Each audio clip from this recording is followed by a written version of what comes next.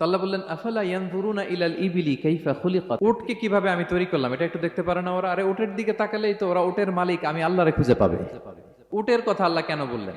উট হচ্ছে এমন আজীব একটা প্রাণী যেটা প্রাণী বিজ্ঞানীদেরকে হয়রান করে দিয়েছে। আল্লাহু আকবার, আপনি অবাক হবেন উটের যে ফিচার আল্লাহ তাআলা দিয়েছেন। প্রাপ্তবয়স্ক একটা উট একসাথে 200 লিটার পানি খেয়ে ফেলতে পারে, এবং উটের পেটের ভিতরে একটা স্পেশাল ওয়াটার চেম্বার আছে, ওই চেম্বারে রেখে দেয়, যখন লাগবে ওইখান থেকে নিয়ে নিয়ে বেঁচে থাকে। 1 মাস না খেয়ে বেঁচে থাকে কি করে? উটের পিঠে দেখবেন একটা কুজ আছে, এই পুরো কুজটা হচ্ছে চর্বির আধার। ওটের যখন খাবার থাকে না মরুভূমিতে, মাসের পর মাস যখন চলে, ওই চর্বি থেকে এনার্জি নিয়ে সে মরুভূমিতে চলে, সে না খেয়েও বাঁচতে পারে। আমাদের চোখের মধ্যে যেমনি একটা পাপড়ি, এরকম এক পাপড়ি দিয়ে উটকে আল্লাহ বানায় নাই, ডবল লেয়ারের পাপড়ি দিয়েছে।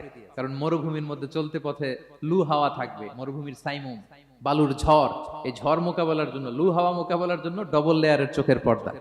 একটা পর্দা ফেলে রাখে আর একটা খুলে সে হাঁটতে থাকে, তার কিছুই হয় না। সুবহানাল্লাহ। আমাদের 98 ডিগ্রি ফারেনহাইটের স্বাভাবিক তাপমাত্রা, তাই না? 99 ডিগ্রি হলে আমাদের জ্বর, 100 ডিগ্রি হলে জ্বর, 101, 2 সর্বোচ্চ আমরা সহ্য করতে পারি। এর বেশি যদি হয়, 103 ডিগ্রি হলে বেহুশ হয়ে যায় মানুষ। 4 ডিগ্রি হলে আমাদের দেহের ভেতরে যে কোষগুলো আছে এগুলো মরে যায়। কিন্তু একটা উট মরুভূমির তাপমাত্রায় প্রতিদিন 104 ডিগ্রি 5 ডিগ্রি তাপমাত্রা সহ্য করে খুব স্বাভাবিক উট চলতে পারে, তার কিছুই হয় না। এবং মরুভূমির মধ্যে যে ক্যাকটাস আছে, গুলমলতা, বড় বড় কাঁটা জাতীয় গাছ, যেই কাঁটা পৃথিবীর কোনো প্রাণী খেতে পারবে না, কিন্তু একটা উট অনায়াসে খেয়ে ফেলতে পারে। উটের জিহ্বাকে এবং পাকস্থলীকে আল্লাহ এমন স্পেশালি মেড করেছেন, যত কাঁটা দিবেন খেয়ে সাবার, ওর কিছুই হয় না। সুবহানাল্লাহ বিহামদি। Be a part of our vision. Do listen and share the khair.